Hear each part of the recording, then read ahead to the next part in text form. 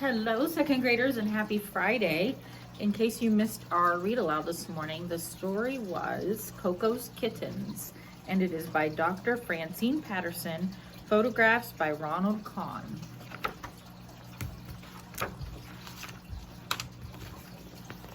Koko's full name is Hanabi Ko, which is Japanese for fireworks child.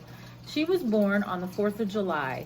Every year I have a party for Koko with cake, sparkling apple cider, and lots of presents. Koko knows what birthdays are. When asked what she does on her birthday, Koko answered, eat, drink, old, in meaning get old. 3 days before Koko's party, I said, I'm going shopping today.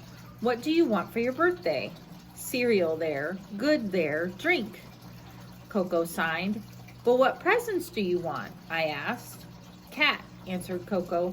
Later, she repeated, cat, cat, cat. There's Koko signing the word cat.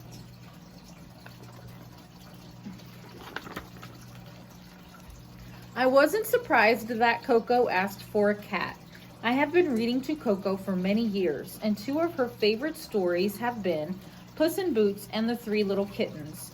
Koko gets very involved in the stories I read her. When reading the story of the three little kittens who lose their mittens, Koko sees that their mother is angry and that the kittens are crying.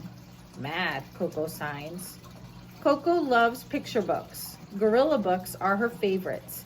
Cat books are next. She likes to go off on her own with a book to study the pictures and sign to herself. And there she is signing the word mad. On her birthday, I gave Koko the usual assortment of presents. Apple juice, some special fruits and nuts, and a baby doll. I didn't want to give Koko a stuffed toy because I knew she'd eventually destroy it. The only durable toy cat I could find was in a mail order catalog, and I ordered it right away. It was made of cement and covered with vinyl and black velvet. I chose it because it looked real and it was sturdy, gorilla-proof. The toy cat didn't arrive in time for Koko's birthday, so I decided to save it for Christmas. In December, I made a list for Koko. I drew about 20 pictures: fruits, vegetables, nuts, dolls, combs, and blankets. Every year, Koko gets a stocking and lots of presents. She loves Christmas. What do you want for Christmas? I asked as I showed Koko the pictures. Koko carefully studied the pictures. Then she pointed to a doll, nuts, and a cat. I bought Koko some nuts and a new doll. I wrapped a toy cat and put it in with the rest of her presents. On Christmas morning, Koko ate her cereal and opened her stocking. It was filled with nuts. Koko threw the nuts aside and went to the next present. Koko unwrapped a doll. That stink, Koko signed. Then came the velvet cat. That red, she signed. Koko often uses the word red to express anger. She started running back and forth, banging on her walls. She was doing display charges past me. They were angry charges. It is natural for gorillas to display when frightened or in great danger.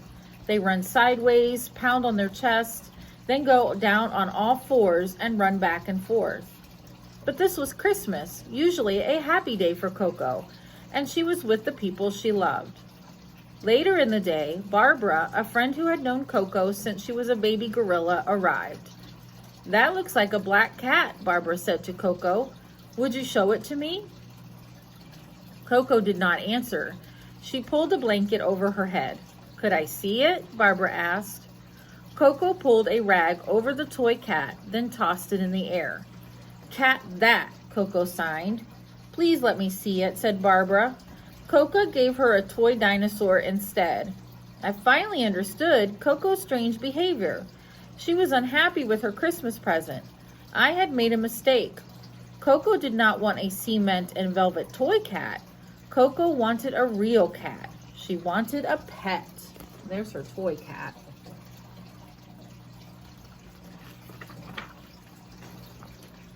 Things don't always happen quickly where we live. Every day is full of its own activities. So it was almost 6 months later when Karen, One of my assistants arrived with 3 kittens. The kittens had been abandoned by their mother and raised by a dog. Karen showed the kittens to Koko. "Love that," Koko signed. As we showed Koko the kittens, she gave each one her blow test. When Koko meets a new animal or person, she blows in their face. I think she is trying to get a better scent. When she blows at a person, she expects them to blow back. Maybe she expected the kittens to blow back too. The first kitten was smoky gray and white. Koko's blow test took him by surprise. The second kitten was a tailless gray tabby. He was also startled by the blow test. The third kitten, a brown tabby, did not react at all. After the blow test, Koko seemed to have made some judgments about the kittens. "Which one do you want?" we asked. "That," signed Koko, pointing to the tailless tabby. And there she is choosing the tabby.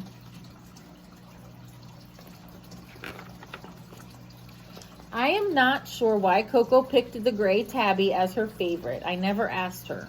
Perhaps it was because he didn't have a tail, like gorillas have no tail. That night, all 3 kittens went home with Karen. 2 days later, the kittens came back for another visit. Koko was happy to see them. "Visit, love, tiger cat," Koko signed. First, she picked up the smoky gray and white one. Then Koko took the tailless tabby and carried him on her thigh.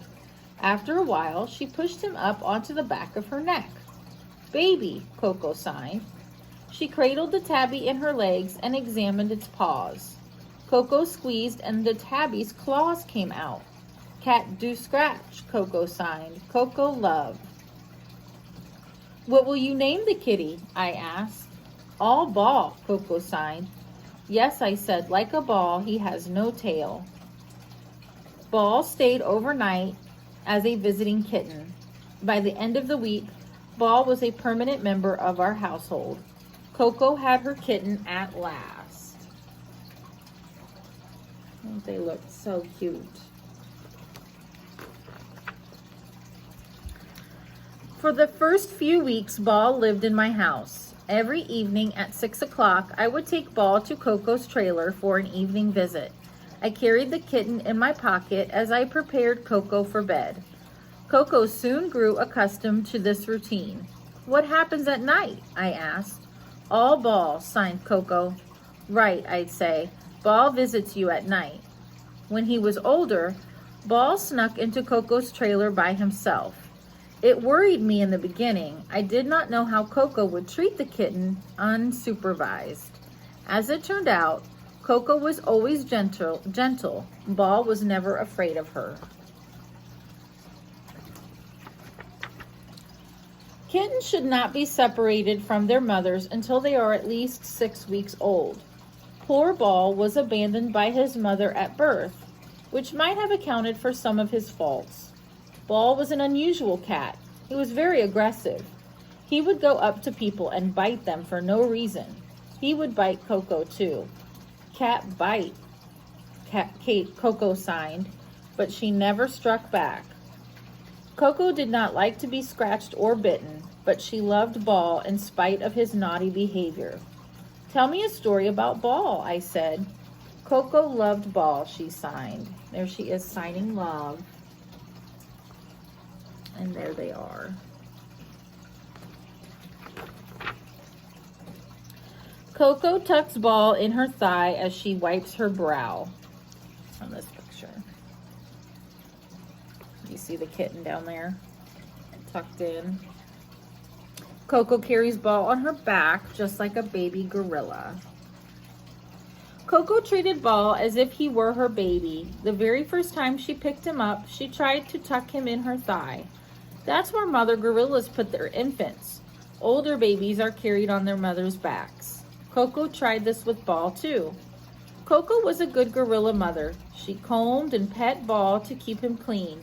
She also examined his eyes, ears, and mouth to make sure he was healthy. It was actually Koko who discovered Ball's ear mites. Ball was often a topic of conversation during Koko's lessons. "Love, visit," Koko signed when Ball and I arrived for a morning lesson. Ball, I said.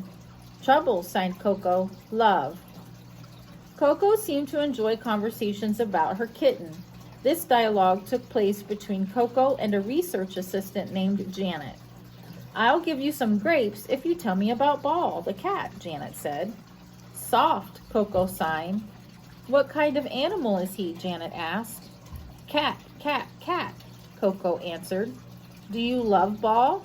Soft, good cat, cat, Koko signed.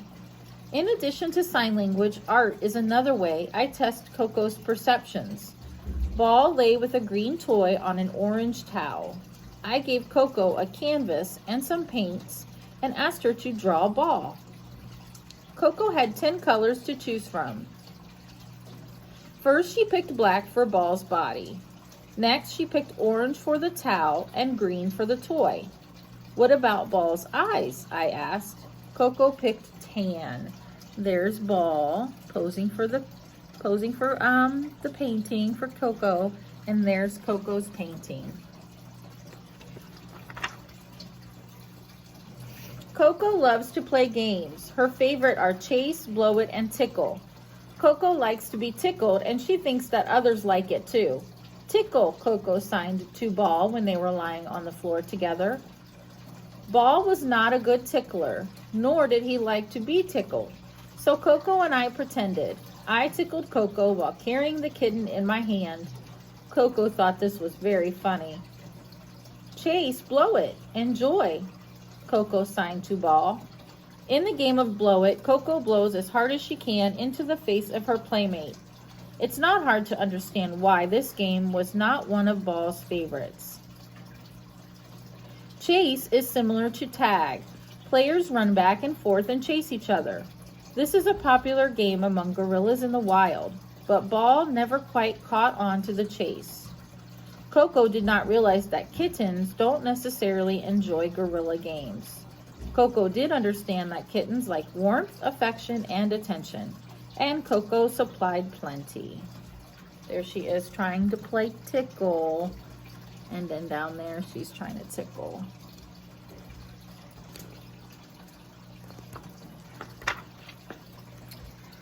One foggy December morning, one of the assistants told me that Ball had been hit by a car. He had died instantly.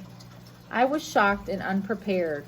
I didn't realize how attached I had grown to Ball, and I had no idea how the news would affect Koko. The kitten meant so much to her. He was Koko's baby. I went to Koko at once. I told her that Ball had been hit by a car. She would never see him again. Koko did not respond. I thought she didn't understand, so I left the trailer. 10 minutes later, I heard Koko cry.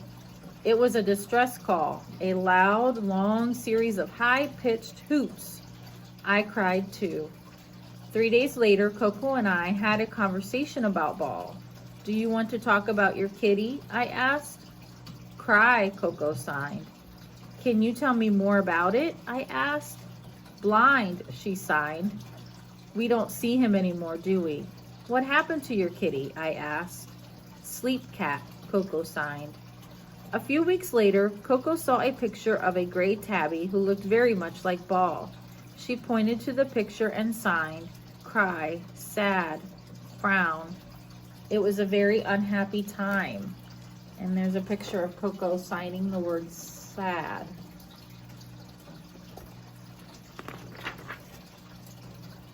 News of all Ball's death traveled quickly. We received thousands of letters. People of all ages wrote to us and expressed their sympathy.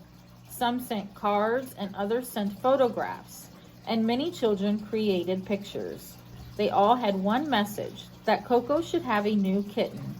As we approached Christmas, I wanted to get Koko a new kitten. I had no idea how difficult that would turn out to be. On December 20th, Barbara asked Koko, "What would you like for Christmas?" "Cat, cat, tiger, cat," was Koko's reply. We heard of a Manx who was soon expecting a litter. We waited weeks until we discovered that the cat was just getting fat. Christmas came and went. In January, I showed Koko a picture of 3 kittens. One had a long tail, one had a short tail, and one was tailless. When you get another kitty, what kind would you like? I asked. That, Koko signed as she pointed to the tailless cat. We'll get you a kitty like that, I said. Is that okay? Good. Nice, Koko answered. How do you feel about kittens? I asked. Cat gorilla have visit, she signed. Koko love. Koko was ready for a new kitten if only I could find one. More time went by. I called the Humane Society. They had no kittens at all, let alone a rare tailless Manx. I called many other places and was disappointed again and again.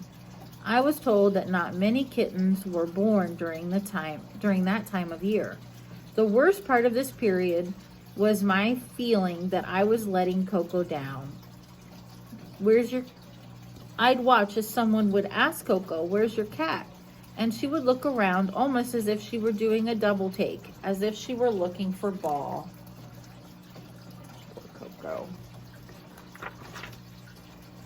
Then our luck changed. We received a letter from a breeder of Manx cats who wanted to help. He didn't have any kittens then, but he called other Manx breeders nearby until he located a litter of kittens in Southern California. They were just about ready to leave their mother. We set the date for March 17th. The day before, I told Koko she was getting a new kitty, a red kitty. Red is Koko's favorite color. She was very excited. Then another delay. The breeder called. I'm sorry, he said. The kitten is not coming today. Koko was upset. I was disappointed. Trouble, she signed. We are having trouble getting you a new kitty. We have been trying very hard, I explained. Finally, on March 24th, a red tiger-striped Manx was brought to our home. Seeing the kitten, Koko purred with pleasure. It was a wonderful moment. She placed him on her chest and pet him.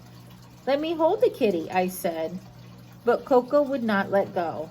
She kissed and cradled the kitten. Baby, she signed. Koko was happy. Her new kitten had come to stay. And then there's a picture of Koko feeding the new kitten named Lipstick. The end. I hope you enjoyed this story about Koko's kittens. Thank you. Have a great weekend.